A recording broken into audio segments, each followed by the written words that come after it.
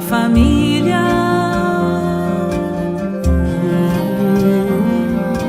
Na pureza de bondade, abrem suas portas ao errante.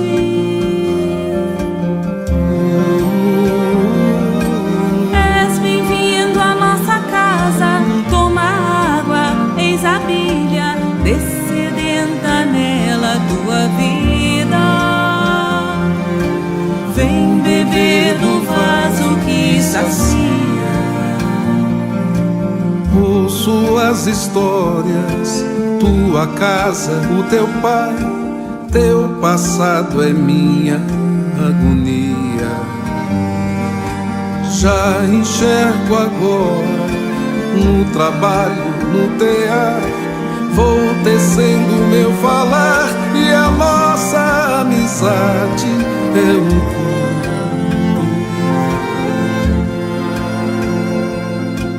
És bem-vindo à nossa casa, toma água, eis a bilha, descedenta nela tua vida. Vem beber do vaso que sacia. Sou cristão, confesso, digo mais, eu fui tão cego que tantos remorsos carrego. No afã de ter sucesso, inaugurei perseguições, são incontáveis as ações. Foi quando eu mergulhei o olhar em Estevão.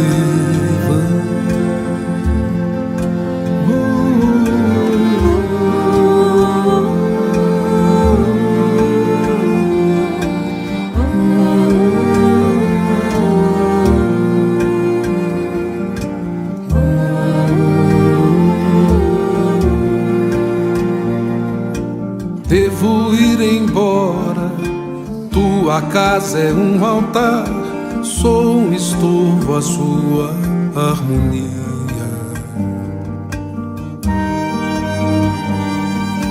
És presente em nossa tenda, qualquer um que se arrependa e conosco sirva algum amigo. Sois ovelha que volta ao aprisco.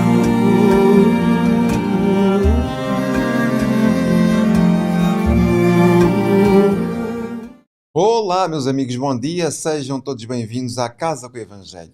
Mais um encontro nosso em que refletimos, à luz da doutrina espírita, o Evangelho de Jesus, com a ajuda fundamental de Emmanuel, não é? Com os seus comentários, que nos traz tantas luzes para a nossa consciência. Então, sejam todos muito bem-vindos e vamos dar início aqui aos nossos cumprimentos, porque hoje já tenho o chat a trabalhar, pois é. Casa Espírita Seara de Luz diz: sejam bem-vindos, o nosso mais recente parceiro, não é? Um abraço para o amigo Renato, muito obrigado aqui pela nossa parceria. Depois, Maria Cícera também está connosco, bom dia. Maurício de Belo Horizonte também. Roberto Luciano, bom dia. Maria Nica Mandarina, muito bom dia. Perpétua Socorro, bom dia. Bom dia, Renato, bom dia. Hélder Rodrigues, muito bom dia. Ângela Soares, bom dia. Carlene Peixoto, bom dia. Fatinha Soares, bom dia. Aventina Nascimento, bom dia. Cidália Cardoso, bom dia. Gorete Mangia, bom dia. Cátia Maria, bom dia. Joana Pato, que saudades das fofuras de crochê. Bom dia, Joana. Denise Fiorini, bom dia. Bete Alves, bom dia. Minda Gomes, bom dia. Francisca Maria, bom dia. Francisco Mancim, bom dia. Vera Xavier, bom dia. Sandra Santos, muito bom dia. Cleide Buscarilli, muito bom dia. Maria Fernanda Barrocas, bom dia. Francisco Mogas, bom dia. Teresa Rocha, bom dia. Gilson Oliveira, bom dia. Antónia Gonçalves, bom dia. Sérgio Oliveira, bom dia. Antónia Bezerra, Isabel Marques, Várnia C. Pereira, Olga Wild. Estou-me a rir. Fofuras da crochê que tricô, Joana Pato, bom dia. Muito bem, vamos então ouvir a nossa música. Isto está mesmo a pedir a voz do mundo.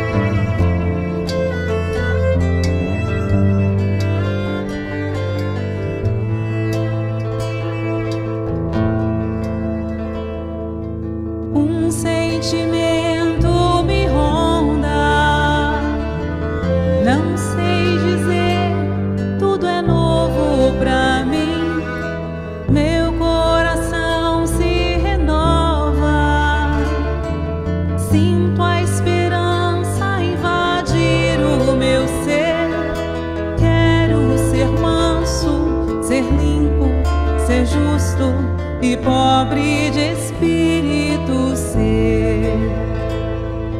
Tua palavra me sonda, me conta do reino que espera por mim. Eu te ofereço meu pranto, as dores da alma que quer renascer. Eu ouvi tua voz, teu falar me encantou, quis seguir, caminhar, quis saber pra onde vou. Eis-me aqui,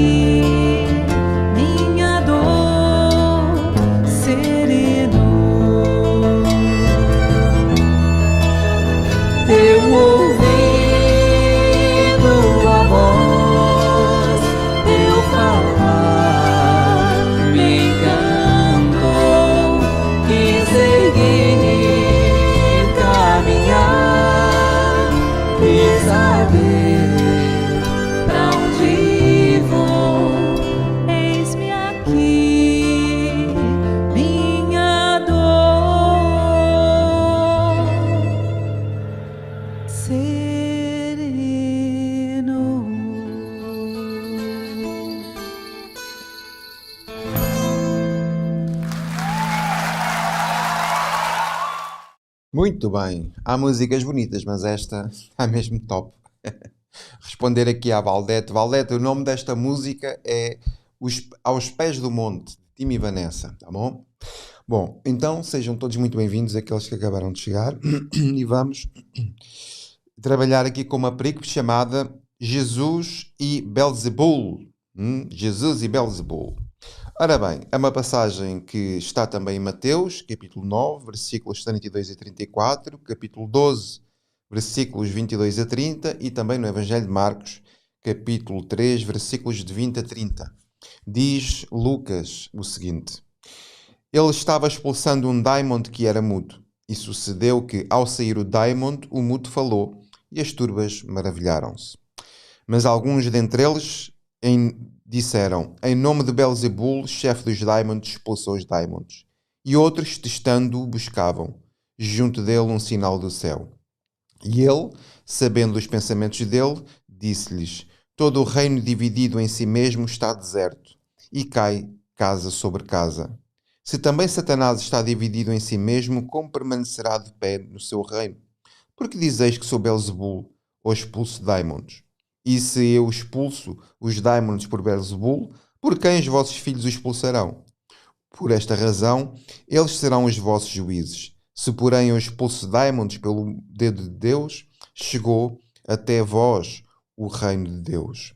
Quando o homem forte, armado, guarda o próprio pátio interior da residência, seus bens estão em paz. Atacando, porém, um mais forte do que ele, quando o vence, tira-lhe a armadura e distribui os despojos dele. Quem não está comigo é contra mim, e quem não ajunta comigo, espalha. Muito bem, temos então aqui esta passagem de Jesus e Belzebul, não é?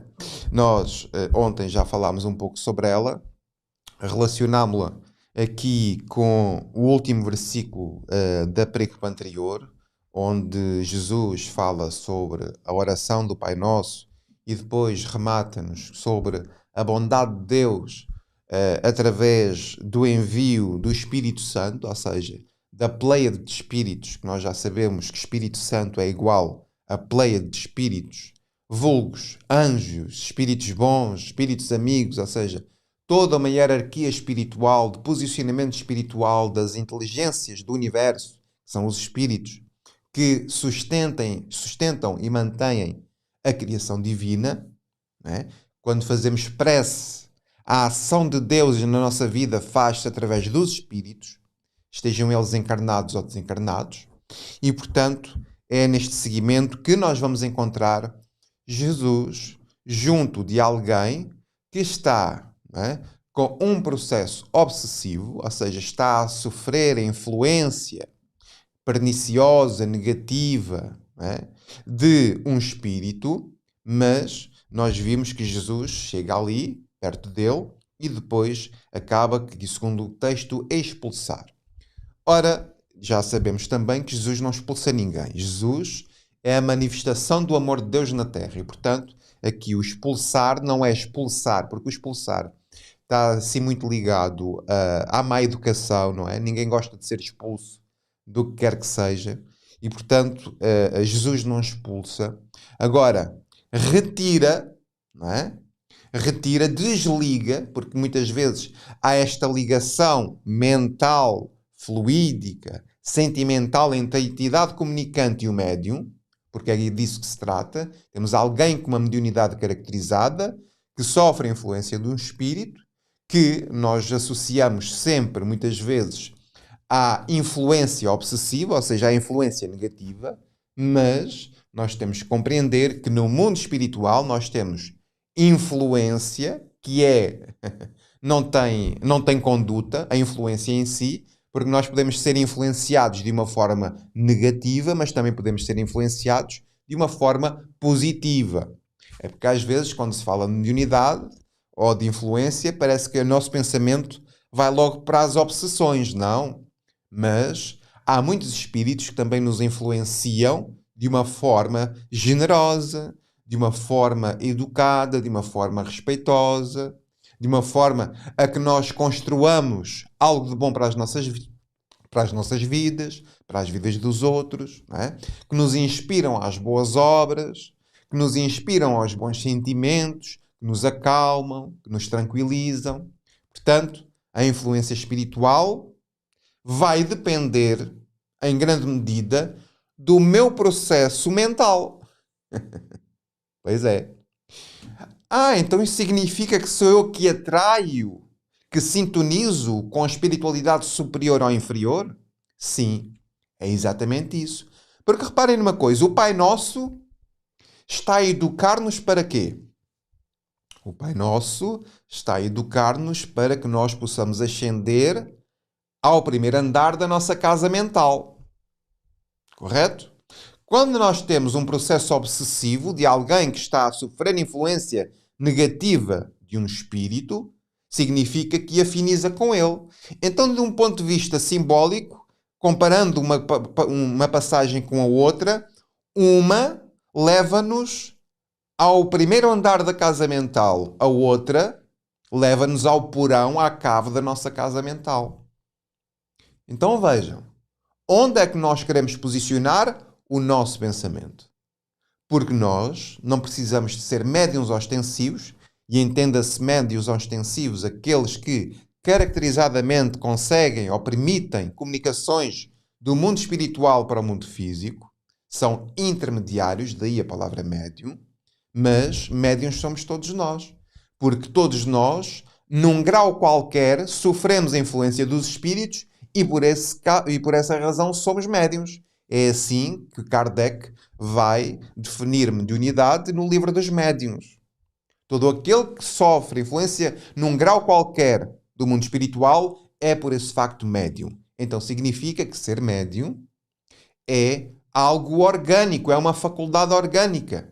Ou seja, é como um sentir, o ver, o falar, o cheirar, ou seja, os nossos sentidos, só que é um sentido espiritual.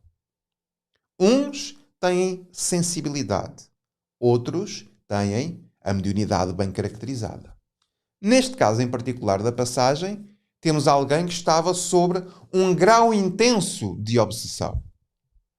Subjugação. Kardec fala sobre obsessão simples, fascinação e obsessão. Estamos perante um caso de obsessão. A presença do Cristo perto do médium identidade faz com que ela se retire por causa do avanço moral, por causa da vibração de amor, por causa do magnetismo amoroso de Nosso Senhor Jesus Cristo. Daí que os processos de desobsessão podem fazer-se, por exemplo, por uma conversa fraterna, por um sentimento de bem-querer ao outro. Ou seja, quando nós elevamos o nosso padrão moral, estamos em condições para que, através de uma conversa fraterna, possamos fazer o quê? Reconfigurar o processo mental da entidade que está a procurar fazer mal, mas também do próprio médium. Então, isto significa que a forma de se de encaminhar médium e entidade comunicante, qual é? É sempre a mesma. É através do amor.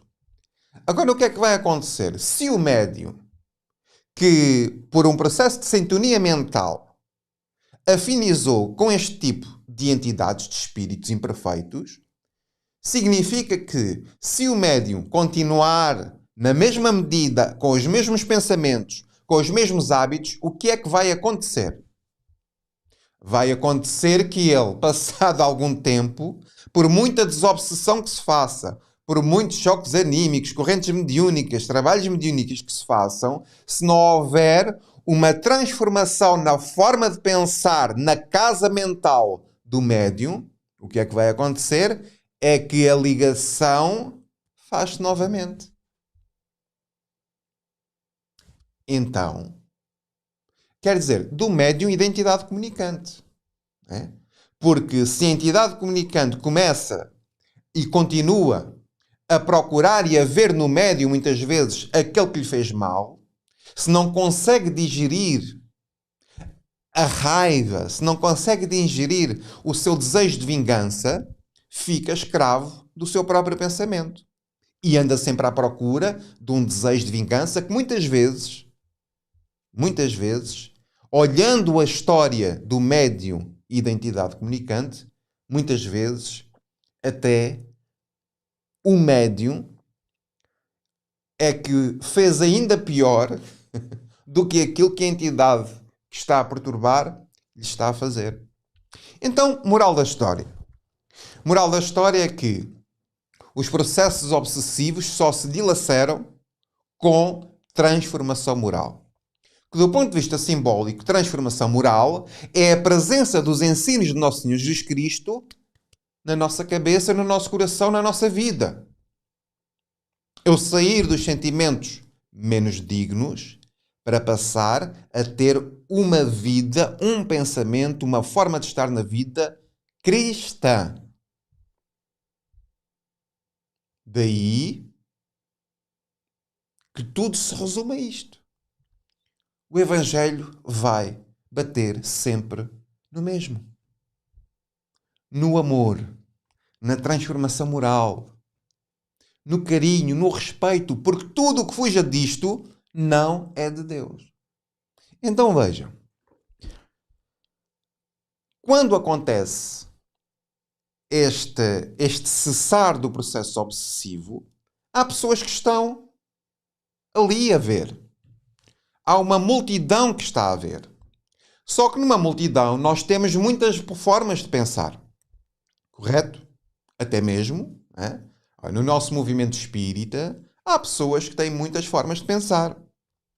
Noutros grupos qualquer, há sempre pessoas que pensam de forma diferente. E a beleza da vida é exatamente esse. Mas nesta multidão que estava a observar esta fenomenologia, nós tínhamos então aqueles que dentro da multidão se comprazem, ou se colocam sob o ponto de vista dos julgadores. É porque há aqui um detalhe muito importante que é as maravilhas que a multidão. Porque um bom membro de uma multidão maravilha-se com fenomenologia. Parece que estão a ver aqueles canais de televisão que só dão desgraças, só dão morte, só dão assassínios, só dão crimes. Pronto. É exatamente isso. As pessoas que andam em torno de uma fenomenologia andam iludidas. À espera de espetáculos espirituais. À espera de sinais dos céus. E depois, moralistas ainda dizem, isso são coisas do diabo. Isso são coisas do demónio. Não basta já as pessoas estarem em sofrimento perante a situação, ainda têm que levar com os julgamentos de uma multidão ignorante. Peço desculpa pela palavra. O que é que está a acontecer? Nós temos uma pessoa que é médium que está em sofrimento. Nós temos uma entidade comunicante que está... Porque quem procura maltratar não está bem.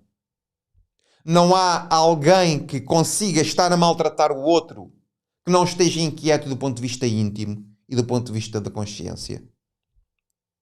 E temos uma multidão que se alimenta dessa fenomenologia, dessa cura, e aquilo que lhes interessa é apenas o fenómeno.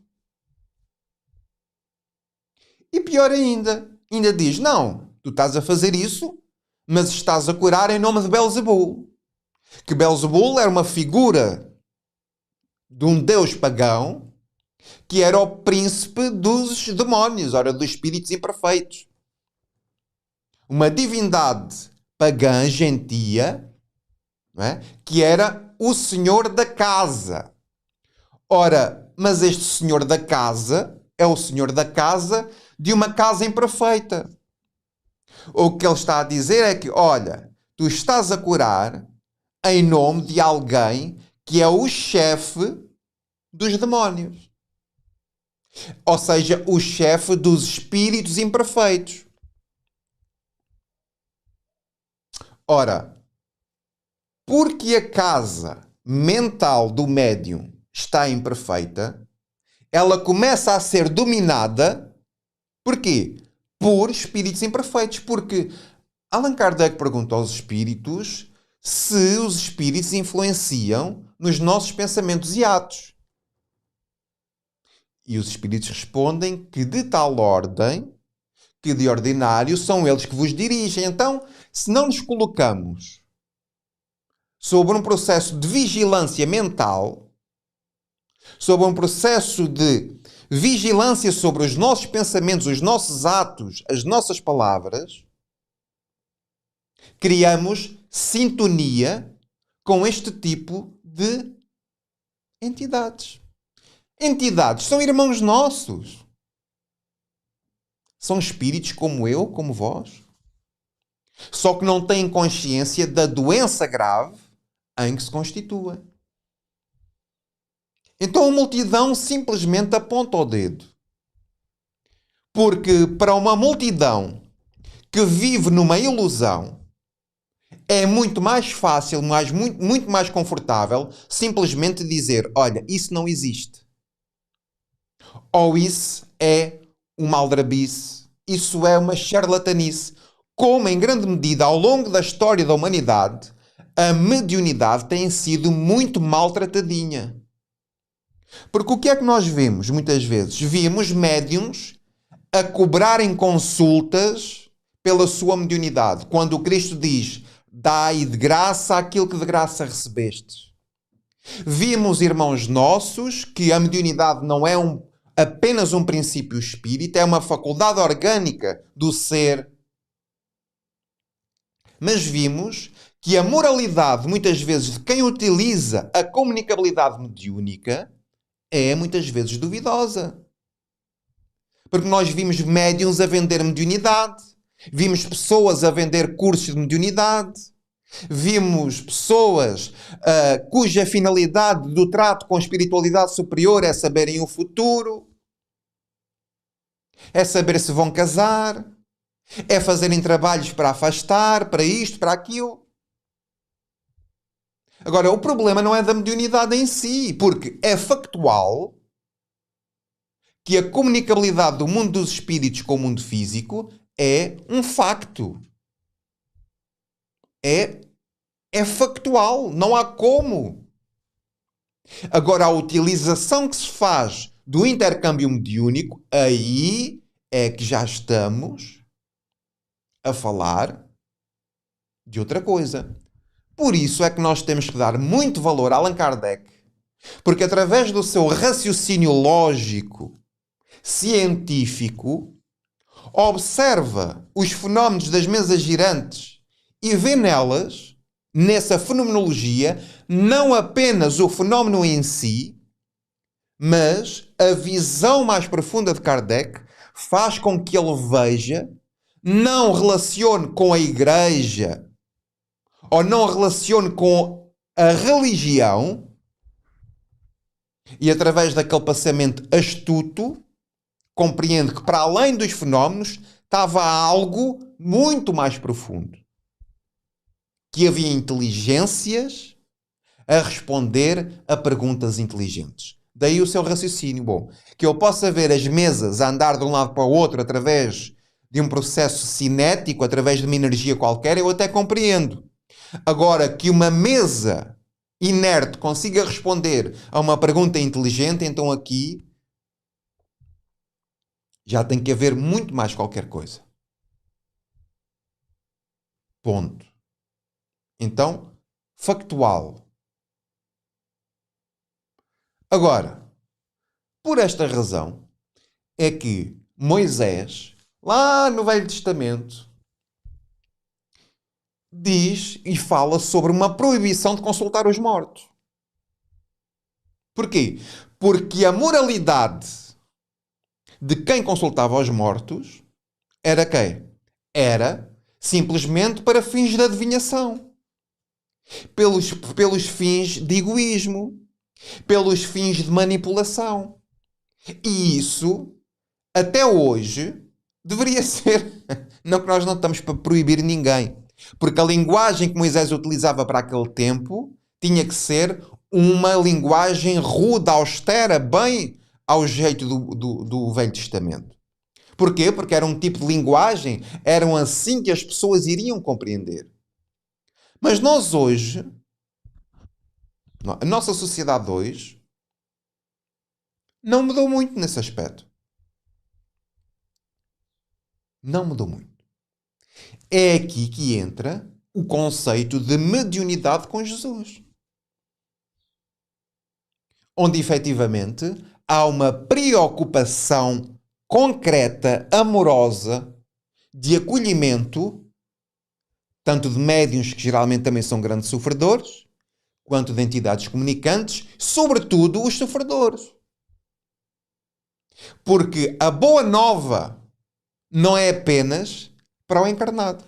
A boa nova do Cristo é o sinal de esperança para todos os seres inteligentes da criação. Para todos os espíritos encarnados e desencarnados. Porque da mesma forma que há pessoas que sofrem enquanto estão encarnadas, acreditem que no mundo espiritual há imensos irmãos nossos que sofrem. Sofrem com o quê? Sofrem por serem quem são. Muitas vezes por quererem ser bons e não conseguirem. Muitas vezes esmagados pelos processos de culpa, de maus tratos que fizeram porque pensavam que a vida era apenas uma vida. E utilizaram o poder, a inteligência, a beleza para benefício próprio e depois, quando descobriram que a vida afinal continuava e não era apenas uma brincadeira ou uma ilusão enquanto estávamos daqui, inicia-se então o processo de regeneração pela reencarnação. Novamente. Agora, os processos obsessivos ocorrem quando as entidades, os homens, as mulheres, os espíritos, encontram quem? Encontram aqueles que os perseguiram, aqueles que os mataram, aqueles que os traíram. Qual é a resolução para tudo isto? Perdão, renovação moral, conhecimento das coisas. Que é, no fundo, aquilo que nós estamos aqui a fazer. A renovar-nos pela aproximação ao Cristo. A renovar-nos a todos, no mundo espiritual e no mundo físico, a renovar-nos por esta aproximação espiritual à presença de Jesus Cristo. Porque a presença de Jesus Cristo na nossa vida é aquilo que nos faz sermos fraternos, sermos solidários, compadecermos-nos de quem sofre. E por isso Jesus expulsa o demónio, entre aspas, em nome de Deus.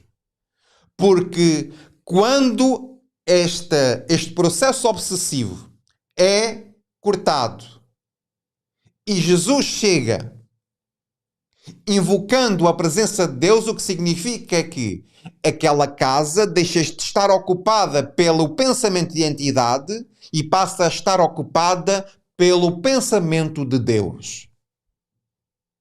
Ou seja, pelo pensamento elevado. E o pensamento elevado cria-nos uma armadura espiritual que nos ilumina. Porque o pensamento elevado, a vibração espiritual decorrente do pensamento elevado é aquilo que cria uma egrégora de luz em nossa volta. E, portanto, quando o pensamento é elevado, quando a esfera do pensamento é elevada, ela não fica mais sujeita à sintonia espiritual com as esferas espirituais, mais que onde há mais sofrimento. Então a presença do Cristo, neste vínculo obsessivo, é um convite à nossa elevação espiritual. Por isso é que é tão importante a mensagem do Evangelho ser conhecida, ser meditada, ser sentida e ser vivida. Porque todo aquele que vive um processo de caridade, de amor ao próximo, de fraternidade, de solidariedade, nas suas ações concretas, nas suas palavras, nos seus pensamentos, deixa de ficar subordinado à influência, ao processo de sintonia mental com este tipo de entidades. Porque a luz ilumina a treva.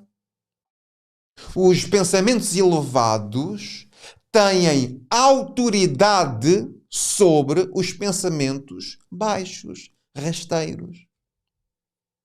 Agora, é claro que quando nós temos alguém que se está a querer elevar, que está a querer sair de um padrão mental comum, é claro que essa pessoa em concreto vai sair de uma manada, de um rebanho.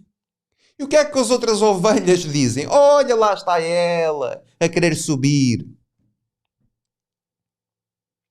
Porque seguir o Cristo é sair de uma multidão doente. E para todos nós que procuramos, que estamos aqui, é um sinal de que queremos seguir o Cristo, nós temos que estar preparados para que a multidão onde nós nos inserimos nos julgue. Talvez possam dizer que agora és bruxo, que agora és bruxa, porque segues a doutrina espírita. Talvez te digam, se começas a fazer palestra, que agora és pastora ou que és pastor, porque queres servir em nome da doutrina espírita. Talvez te digam que és feiticeiro ou feiticeira e que andas a fazer trabalhos espirituais e assim umas coisas muito doidas, que a mente das pessoas é muito criativa. Talvez até te sintas sozinho ou sozinha nesse caminhar. Emmanuel tem uma passagem que eu adoro, chama-se Solidão. Diz ele, quando te levas monte acima no cumprimento do próprio dever, olha mesmo o que ele diz, quando te levas monte acima no cumprimento do próprio dever, vais experimentar a solidão dos cimos. E ele fala algo muito intenso, que é a sensação de te sentires incompreendido pelos teus pares, pelos teus amigos de infância, pela tua família, por aqueles que eram os teus amigos, mas a tua alma quer ascender, a tua alma quer seguir o Cristo, a tua alma quer subir ao monte de ti mesmo, a tua alma quer sair do vale dos movimentos sombrios, dos sentimentos sombrios e quer elevar-se. E isso cria, de certa forma, uma angústia. Porque nós fomos habituados quase toda a vida a estar com algumas pessoas. E quando o Cristo nos convida, Ele convida-nos a ir até mais alto. Porque mais alto nós conseguimos ver com mais claridade. Conseguimos ver novos horizontes. Conseguimos ter vários pontos de vista. E há uma grande diferença entre o ponto de vista, porque o ponto de vista é a vista de um ponto, correto? E a vida vista pelo ponto de vista do vale é muito diferente de vermos a vida pelo ponto de vista do cimo do monte. Então, o que nos faz falta verdadeiramente é nós vermos a vida com os olhos do amor. Ou seja, ver a vida com os olhos do amor é ver a vida sobre os olhos das alturas do monte. dos pensamentos elevados, da transformação moral, ajustarmos a vida aos ensinos de Jesus. Aí conseguiremos ver com mais claridade. E essa claridade é ver em profundidade. É vermos no processo mediúnico a necessidade espiritual de um médium e de uma entidade que sofre. É vermos numa multidão que julga, que aponta ao dedo, que chama bruxos, que chama que é o diabo, que é isto, que é aquilo, que tenta, que manipula, que procura sinais dos céus, mas que continuam exatamente iguais, e compreender a doença desta multidão. Mas melhor ainda, sabem o que é? É que à medida que nós nos elevamos, vamos compreender a nossa própria doença. Pois é. E o que é que Jesus vai dizer? Eu não vim para os sãos. Eu vim para os que necessitam de médico. Estar são é ser espírito puro. Tudo o que venha daí para baixo é doença. Se nós tivermos algo a melhorar, significa que o processo de cura ainda não ocorreu. Então nós só seremos curados quando atingirmos o estadio de espíritos puros. E como é que nós vamos ser curados? Ajudando-nos uns aos outros. Porque não há forma de nós subirmos sem irmos buscar quem está no vale. Olhem que lindo isto. Não há forma de nos tornarmos nós mesmos anjos se não irmos à procura de quem está no vale. De quem caminha nas trevas. De quem caminha na sombra. Então a ideia é um despertar de consciência, de nos reconhecer, bem, se calhar eu preciso de médico. E sabem quando é que nós compreendemos que efetivamente estávamos muito doentes? Quando descobrimos o poder da caridade. Quando descobrimos o poder do amor e do serviço ao outro, sem pedir absolutamente nada. Servir porque sim. Servir porque amamos.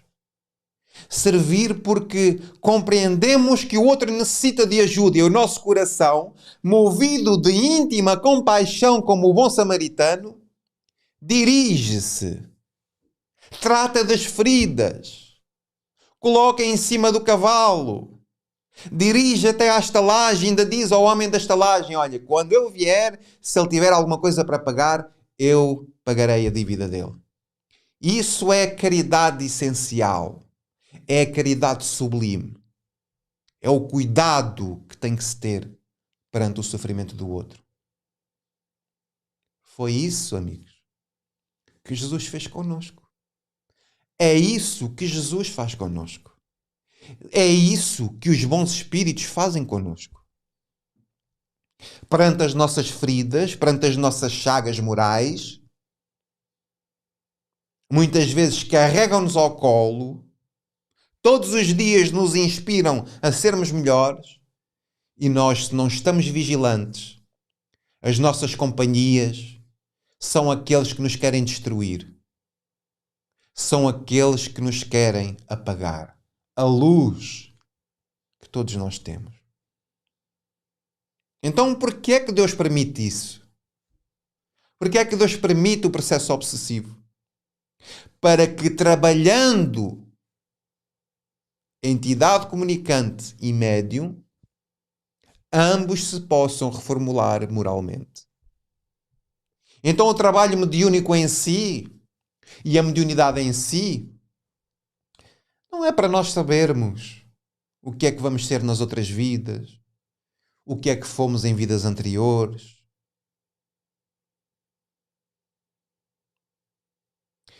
como é que estão os nossos entes queridos. Não é para isso. A mediunidade é para consolo dos corações, tal e qual o Evangelho. A mediunidade é um meio, é uma ferramenta de trabalho para consolo de corações.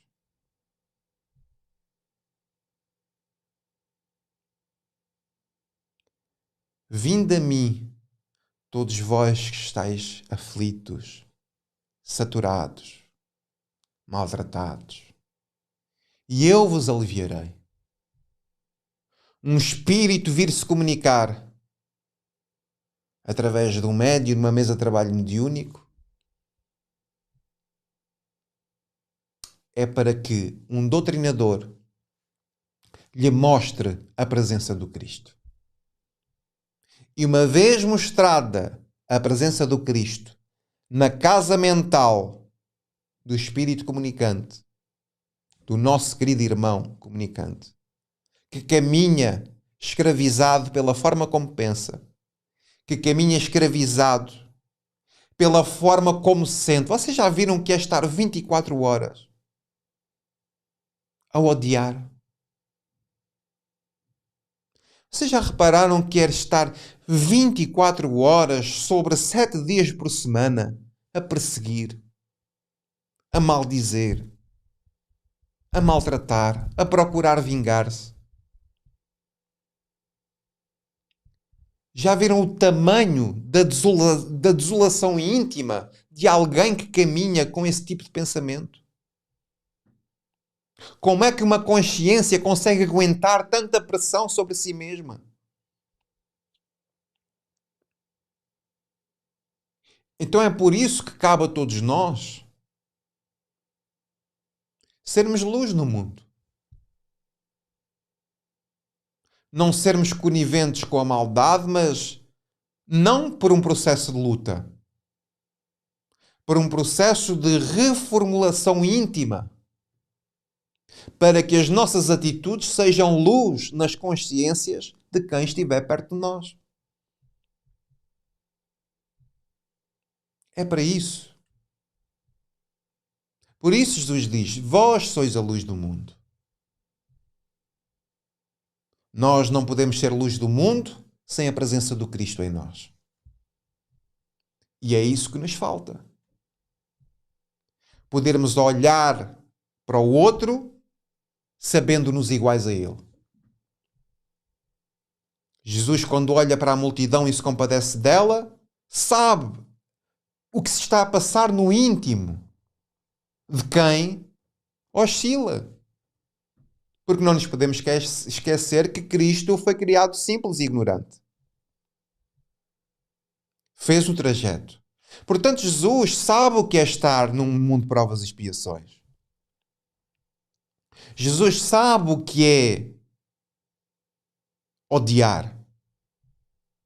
Jesus sabe as consequências íntimas de estar a perseguir, de estar a querer maltratar. Nós também sabemos. É um desgaste. Quem não perdoa é como envenenado por dentro. Não é? Quem odeia, quem tem inveja do outro, corrói, fica corroído, não dorme bem. Pois é. Por isso é que é necessário que a nossa casa seja habitada pela presença de Deus, pela paz do Cristo, que se concretiza na consciência tranquila. Porque é a nossa consciência tranquila que advém do caminho correto que nos vai dar a paz do reino de Deus no coração humano. Então é sobre isto sempre. É sobre esta paz, é sobre este cuidado que Jesus fala, que Jesus age.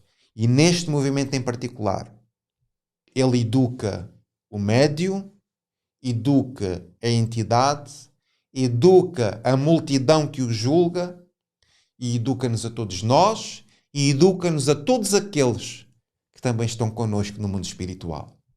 E por isso temos que dar graças. Então o que é necessário? É necessário uma unificação. Porque Emmanuel vai comentar o último versículo que diz assim: quem não está comigo é contra mim, e quem não junta comigo espalha. Será que nós estamos com o Cristo? É necessário nos unirmos com o Cristo e não nos espalharmos. O que é que Jesus diz? Eu e o Pai somos um. Porquê? Porque Cristo, sendo um Cristo de Deus, é um executor da vontade de Deus e por isso está numa perfeita comunhão com Deus. Que muitas vezes até se confunde com o próprio Deus. É uma inteligência divina, Jesus Cristo.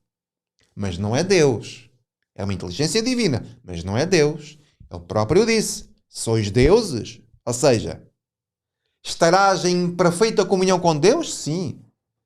Mas lá mais para a frente. Lá muito mais para a frente. Agora, cabe-nos amar. Então o que nós precisamos é de uma unificação. Com quem? Com Cristo. Uma unificação. Com quem? Nós espíritas.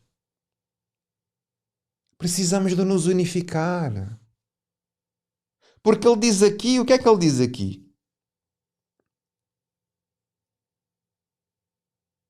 Todo o reino dividido em si mesmo estará deserto e cai casa sobre casa. Se também Satanás está dividido em si mesmo, como permanecerá ao pé do seu reino? Em pé o seu reino. Se os espíritas se dividirem, como é que nós podemos progredir com a doutrina espírita? Se nós andamos com guerras e guerrinhas, quem é que sabe mais de espiritismo? Se as obras do Chico vêm descaracterizar aquilo que é o Pentateuco kardeciano? Se no movimento espírita se deve estudar Evangelho, se não se deve estudar Evangelho? Se estudarmos a Bíblia, estamos a tirar o puritanismo doutrinário? Enquanto nos esquecemos do essencial. O que é o essencial? O essencial, meus amigos, é nós amarmos-nos uns aos outros. É nós nos unificarmos uns aos outros. Porque nós podemos ter ideias diferentes, mas há uma questão. Temos que estar unidos em torno destes sentimentos maiores. E é isso que mesmo no movimento espírita não acontece. Porquê? Porque nos falta a presença do Cristo.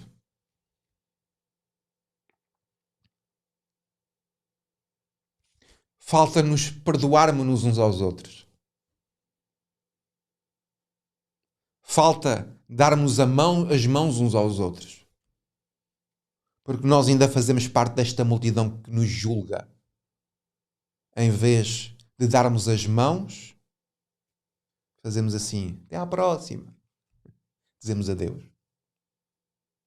Então, unificação. Unidos com Cristo.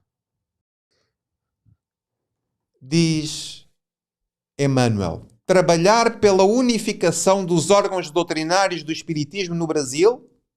E agora, vou adulterar aqui o texto de Emmanuel. / Portugal. Não é só no Brasil. Emmanuel é Emmanuel. Do mundo. Podíamos ter. Do mundo. Trabalhar pela unificação dos órgãos doutrinários do Espiritismo no mundo. Vamos substituir. Eu sei que o Brasil é a pátria do Evangelho. Pronto. Está bem. Mas, agora, o conceito de família tem que ser alargado. O Brasil não pode ser... O Evangelho não pode ser apenas para o Brasil. Tenho muita pena. Tem que ser para todos. Não é? Bom. Brincadeiras à parte. Trabalhar pela unificação dos órgãos doutrinários do Espiritismo no mundo é prestar relevante serviço à causa do Evangelho Redentor junto da humanidade. O que é que Emmanuel está a dizer? os diretores dos centros, os diretores das federações espíritas, os diretores, os trabalhadores dos centros espíritas, todas estas almas que foram chamados a ser os trabalhadores da última hora, devem trabalhar pela unificação dos órgãos doutrinários do Espiritismo no mundo. Reunir elementos dispersos, concatená-los e estruturar-lhes planos de ação de ordem superior que nos orientam ao idealismo é serviço indiscutível, de indiscutível benemerência, porque demanda sacrifício pessoal, oração, vigilância na fé renovadora e, sobretudo, elevada capacidade de renunciação. Um dirigente de um centro, um dirigente de uma federação, tem muito que fazer. Organizar as pessoas, proporcionar um ambiente de igualdade entre as pessoas, permitir trabalhos a todas as pessoas. Acredita que dá trabalho. Porque onde houver pessoas, e sobretudo pessoas imperfeitas, geralmente há uma tendência para haver problemas. Porque as pessoas depois há um trabalho para palestrar. E depois as pessoas, bom, eu palestro melhor que tu palestras melhor que eu vou estudar para palestrar melhor que tu vais estudar para palestrar melhor que eu. Começam a competir. Depois, eu dou passo assim, mas aprendi assim, mas já vou dar assado. E andamos nisto. E muitas vezes, né, a pessoa que está a dirigir vê-se confrontada também com uma problemática à sua volta, de uma multidão que está com dificuldades comportamentais e tem que perdoar muito, tem que calar muito. Como dizia o meu querido Tó Mendonça, e diz: quem mais sabe é quem mais cala. E, portanto, ter vidas, não é? Ter vidas à nossa volta e ter responsabilidade espiritual sobre vidas à nossa volta é muito importante. E é uma grande responsabilidade. Então vejam, à maneira do trabalhador fiel que se desvela do mundo na terra, subtraindo-lhe os pinheiros e drenando-lhe os pantanais, coopera na associação de energias de fraternidade legítima, com o Espírito do Senhor legislando em nosso mundo íntimo, representa a obrigação a quantos se propõem a contribuir na reconstrução planetária a caminho da Terra regenerada e feliz. Vocês estão a ver a extensão do propósito que é abrir uma casa espírita? A extensão do propósito que é dirigir uma federação espírita? Emmanuel está a dizer que nós estamos a contribuir para uma reconstrução planetária. E agora vem uma reflexão. Será que são apenas os dirigentes espíritas que estão neste planeamento maior? É claro que não. Porque, segundo Emmanuel, se o templo é igual à oficina, significa que não é só no centro espírita que nós temos este propósito. É na nossa vida. Sabem porquê? Porque o espiritismo deve estar connosco em todos os pontos da nossa vida. Espiritismo / atitude cristã. Então o templo deixa de ser configurado num local e passa a ser onde nós estivermos. Ou seja, nós estamos agregados a um movimento, que é o movimento espírita. Contudo, é a nossa conduta cristã que vai fazer a regeneração do mundo. Porque cargos são importantes para a unificação do movimento. Mas muito mais importante que o cargo é a conduta de quem exerce o cargo. Porque é a conduta que comunica com as almas. Então temos que ter cuidado para compreender, fazer esta reflexão íntima, se nós, quer como dirigentes, quer como trabalhadores, quer como frequentadores, quer como leigos, estamos a fazer jus ou unificados à mensagem de Jesus. Porque se Jesus é modelo e guia, não é para ser entendido como uma mera pergunta do livro dos Espíritos. É para lhe modelar o comportamento e é para deixar que ele nos guie. Porque ele é o caminho, é a verdade e é a vida. Trabalhemos entrelaçando os pensamentos e ações dentro dessas diretrizes superiores de confraternização substancial. A tarefa é complexa, bem o sabemos, diz Emmanuel. O ministério exige lealdade e decisão. Todavia, sem o suor do servo fiel, a casa pereceria sem pão. As casas espíritas, sem servidores fiéis, perecem sem pão. As casas espíritas, sem pessoas que amam, não sobrevive. Lembremo-nos que a vitória do Evangelho, ainda não alcançada, começou com a congregação de 12 aprendizes, humildes e sinceros em torno de um mestre sábio, paciente, generoso e justo. E continuemos, cada qual de nós, no posto de trabalho que nos compete, atentos às determinações divinas da execução do próprio dever.